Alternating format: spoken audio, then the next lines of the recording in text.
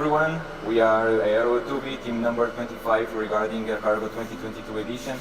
I am Pedro, the actual current team leader of our team.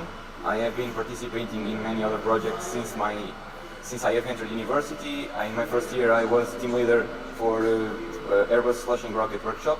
Currently I am on my fourth year of integrated masters, and I am also a member of the propulsion team at Phoenix Rocket Team. Hi, my name is Antonio Vilaça. I am now at the third year of aeronautic engineering. I started in flying RC planes at the age of 5, and at the age of 9 I became the nationals champion in the F3P class. Since then I dedicate part of my time building and flying RC scale airplanes. My name is Pedro Gonzalo. I'm 22 years old and I'm on my final year of the integrated master's degree in aeronautical engineering. I'm currently pursuing my master's thesis on orbit and attitude control. Hi, I'm Sousa. I am 21 years old. I have been involved in the development of a solar autonomous research aircraft. In my free time, I am building FPV drone to learn how to pilot. Hey guys, I'm Dan Pangas and I'm 22 years old. I'm in the fourth year of the master degree in aeronautical engineering.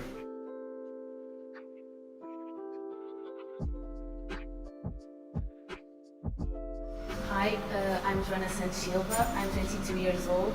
I am in the last year of master's degree in aeronautical engineering, and currently I'm working on my master thesis about experimental analysis on a plunging NACA 12 airfoil under asymmetric kinematics. Hello, my name is Luís Ferreira. I'm 23 years old. At the moment I'm finishing my master's degree in aeronautical engineering and working on my master thesis on multidisciplinary design optimization of air cargo challenge aircraft. Hi, my name is Miguel Silvestre. I am assistant professor in the Aerospace Sciences Department of Universidade da Beira Interior, or UBI, and I am in charge of our team in Air Cargo Challenge 2022 edition. My research topics are aircraft aerodynamics, propulsion and performance, and I have a large background in the Air Cargo Challenge competition, both as a pilot and as a professor in charge. UBI has won the competition in 2003, 2007 and 2011, and because of this, UBI has organized the 2009 and 2013 editions. So I look forward to meet you guys in July. Bye. The full-scale prototypes were built during Challenge 3 of team selection process.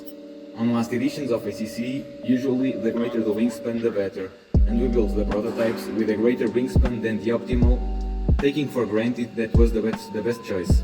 That was a mistake on our side, since we after found out that we needed to consider the drag caused by the necessary increase on the horizontal tail stabilizer incidence due to the lower lever arm. Our initial wing consisted in a trapezoidal wing built out of 7 panels, so we could approximate our lift distribution to an elliptical lift distribution as much as we could. Theoretically, it was good. We had a torsion implemented, so we avoided wingtip stall, since the chord at the tip was not very great. However, after we experimentally tested it, we still had serious wingtip stall problems, and we had to increase the torsion applied. After implementing that modifications in X-foil, we realized that a rectangular wing was more efficient than an almost elliptical wing. So we built our final prototype with a rectangular wing with trapezoidal wing tips, so we could get as much wingspan as we could due to the rhombus. We tested 3 different tail configurations: a T-tail, a V-tail and an inverted V-tail. Our first approach was the V-tail, since it has a lower interference parasite drag and usually a lower structural weight. However, our aircraft had problems with directional stability, so we had to decrease the angle between components of the V-tail, and that would invalidate the concept of the V-tail, since it would increase the interference drag. Then a T-tail was adopted, and we corrected our directional stability problems. But after we realized that our rhombus angle was not the one which would optimize the wingspan, we got a larger lever arm and we were able to implement an inverted V-tail, and that would also help us with the takeoff since we would have more stability. A single-wheel landing gear is adopted in our aircraft for two reasons. The usage of a single wheel reduces the total drag due to lower wet and front areas. Using a conventional main landing gear opens a window for misalignment of the two wheels, what greatly increases the resistance of the movement. The choice of a thick and more elastic wheel is a long runaway surface. A thin wheel would probably bury itself in the grass. This is observed in full-scale sailplanes where a single large main wheel is mostly used. We make usage of a pusher configuration in ACC2022 for three different reasons, being the first one that the greater extent of laminar flow is achieved in the fuselage, since its nose is not affected by a swirled wake caused by the propeller, thus decreasing drag. The prop wash would also increase the drag of the fuselage by the addition of an induced velocity component to the freestream airspeed. But the main reason for us to use a pusher configuration is that the lower speeds caused by the fuselage wake increased the total thrust force that the system propeller plus motor provides. At Aero UBI we believe that we don't need a too expensive budget to achieve good results, so we try to find the best relation between budget and performance. For that we have implemented technology utilizing 3D printed molds, 3D printed parts for the making of molds. This is our 3D printed part, it's a test. After being 3D printed it is polished with a razor blade, and the imperfections are filled with car filler, and the last layers are filled using polyester car spray. We utilize this technology since we believe that the 3D printed airfoil coordinate gives us a good output of the airfoil we actually want to have in our aircraft. After printing, we glue them together with cyanoacrylate, super glue, and this is the result we get. This is one of our plugs. One of the difficulties we have is to glue them, since it is not easy to maintain the projected torsion of -2 degrees that they have. Another difficulty is the making of the molds themselves. Our molds are making with plaster reinforced with burlap, just like a composite material, and to make sure that the inner surface and the upper surface molds of the wings don't glue together, we use clay, as you can see here. This is the difference between one of our first products and one of our last ones. This has been utilized one time, and this has been utilized like 3 times. It's not in the perfect conditions, but it's still usable.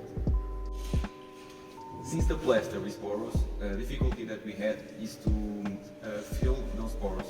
Our final approach was to use epoxy with hardener. We soak the pores with that mixture, and we wait about a minute, and then with a tissue, we wipe them off, and the pores are filled, and it gives a good result. For our wing internal structure, we tested different configurations as well. Here you can see a debox structure covered with film. Theoretically it's the best one, but on practice it doesn't provide the aerodynamics we expected. For our second try of internal structure, we used glass fiber, so we tried to get a better aerodynamics, since the glass fiber doesn't collapse, just like the film, but it didn't went well. Our final structure is this one. It's a full shell wing of 80 grams per cubic centimeter carbon fiber, bidirectional woven, oriented in 45 and -45. It has spar caps but no spar webs, since we believe that the shear stresses will be supported by the shell. The trailing edge and leading edge are reinforced with flocks made out of epoxy and cotton, and its core is made out of chemical polyurethane foam. Here you can see an actual outer wingtip panel. You can see more detailed the spar cap made out of unidirectional carbon fibers. Here you can see our flaperon's hinge. This is aramid fiber, and you can see also the holes, so we make sure that when we close the mold they fit perfectly into another. So this is the two-component polyurethane foam I spoke about. We mix it up together in a plastic cup, and after mixing we have around 20 seconds of working time, so we have to be really fast into spreading it alongside near the leading edge and then spreading it again alongside the core. More than one people is needed for this process, and we do this on both the upper surface and the lower surface molds.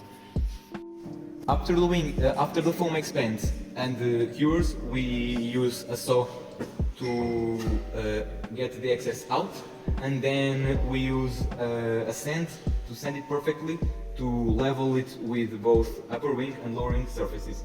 One of our difficulties is doing that on the lower surface mold, since it has almost no curvature, and on many of our tries on the small prototypes on small molds, we basically left the mold without any foam.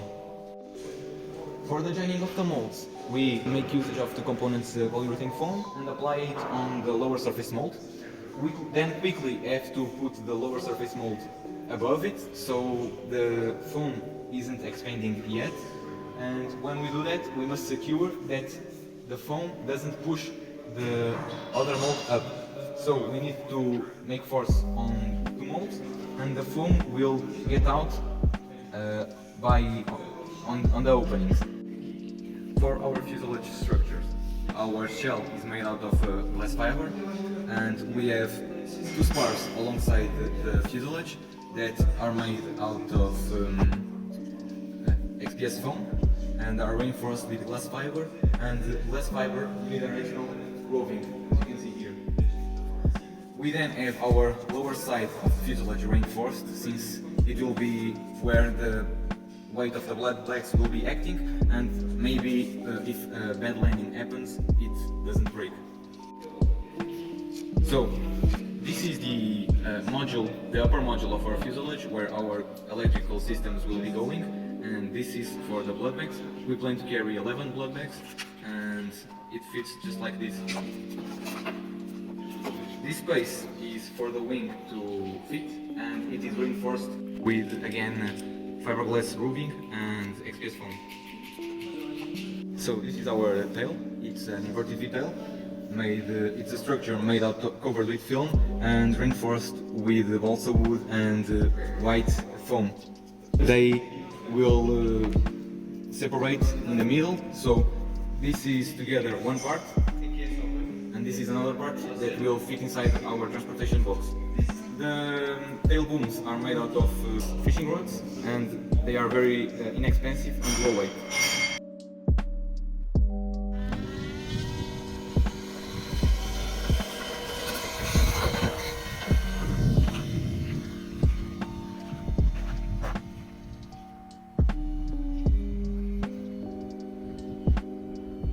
Safe.